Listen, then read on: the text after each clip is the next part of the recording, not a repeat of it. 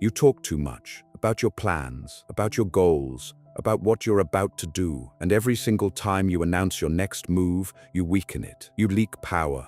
You hand over the blueprint of your ambition to a world that is not rooting for you. Here's what's really happening, and why the most dangerous people you'll ever meet say almost nothing at all.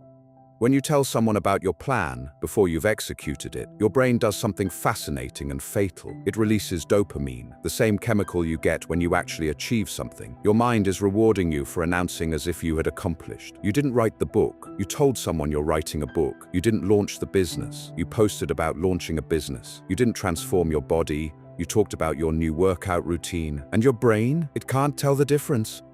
Psychologists call this social reality. When others acknowledge your intention, your brain registers it as partial completion. The hunger dies. The urgency fades. You already got the hit. Niccolò Machiavelli, the man who wrote the manual on power 500 years ago, understood this instinctively. He observed that men judge more by appearances than by reality. Everyone sees what you appear to be. Few understand what you are. When you announce, you create the appearance of momentum without the substance of progress. And in doing so, you've traded real power for fake validation. This is the dopamine trap, and you're caught in it.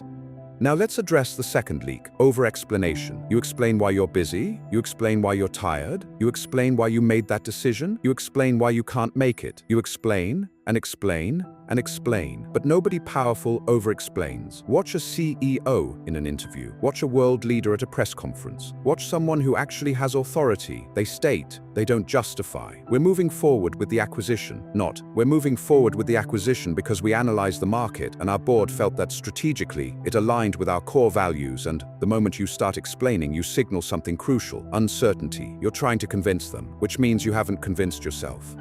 Machiavelli warned that a prince must appear decisive even when he is doubtful, because the appearance of strength is strength in the eyes of those who follow. When you justify your decisions, you are asking for permission retroactively. You are granting others authority over you. You are saying, please validate my choices so I can feel okay about them. This is what I call JADE: justify, argue, defend, explain. And every time you jade, you weaken your frame. A king does not explain his decrees. A general does not justify orders to a private. They command, and they move on. If you want to be taken seriously, if you want to be respected, you must kill the reflex to over-explain. State your position, own your choice, move forward. The more words you use to prop up your decision, the shakier it looks.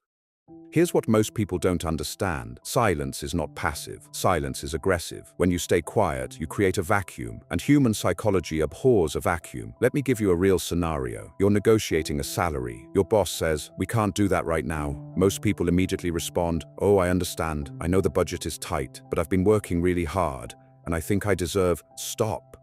Here's what you should do instead. Nothing. Look them in the eye. Count to 5. Say nothing. In those 5 seconds, the pressure shifts entirely. Your boss is now the one feeling uncomfortable. They're thinking, he's not accepting that. He might leave. I need to fix this. And more often than not, they'll break the silence themselves. But maybe we can revisit this in 3 months. We might be able to offer a performance bonus. You just gained leverage by doing absolutely nothing. This is weaponized silence. Machiavelli advised his prince to let others reveal themselves first. By staying silent, you force the other person to define the interaction. You become the judge. They become the defendant. Silence shifts the frame. The person who speaks first in a negotiation often loses because they reveal their position. They show their hand. The silent party, they're gathering intelligence. They're watching. They're calculating. Now let's talk about the modern amplifier of this problem: social media. You think you're building in public. You think you're sharing your journey. You think you're staying connected. But here's the truth. You're not addicted to social media. You're addicted to easy dopamine. Scrolling, posting, announcing, reacting, tiny hits of validation. Every like is a microdose of approval. Every comment is a little hit of "I matter," and it feels productive. It feels like you're doing something. But you're not building, you're performing. There's a massive difference. Building happens in private. Building is unglamorous. Building is repetitive, boring, frustrating work that no one sees. Performing happens in public. Performing is curated. Performing is designed to extract validation from an audience. And here's the cruel irony. The more you perform, the less you build. Because performance drains energy. It doesn't generate it. Think about it. How many times have you spent an hour crafting the perfect post about your goals, your wins, your mindset, and then felt completely exhausted afterward. You just burned creative energy on optics instead of execution. Machiavelli understood resource management. You cannot conquer if your troops are exhausted from marching in circles. Every minute you spend announcing is a minute stolen from doing. Let me tell you what happens when you go silent. When you stop broadcasting, you start seeing. You see who actually supports you versus who just likes the entertainment. You see the patterns in people's behavior. You see the power dynamics in every room. You cannot see the game when you're the ball being kicked around. You have to step off the field and watch from above. This is what I call the observer advantage. Silent people gather intelligence. Loud people leak it. When you're constantly talking, explaining, posting, reacting, you're giving away information, you're revealing your insecurities, your strategies, your weak points. Smart people are taking notes. They're learning what bothers you, what excites you, what scares you, and once they know that, they know how to manipulate you. If you tell the world you crave approval, they'll withhold it to control you. If you tell them you fear failure, they'll threaten your reputation to make you obey. Your mouth is the leak in your fortress, the hunger protocol. So here's what you do. Protocol 1, the announcement. Fast. For the next 30 days, do not announce a single plan. Not one. Don't tell people what you're working on. Don't post about your goals.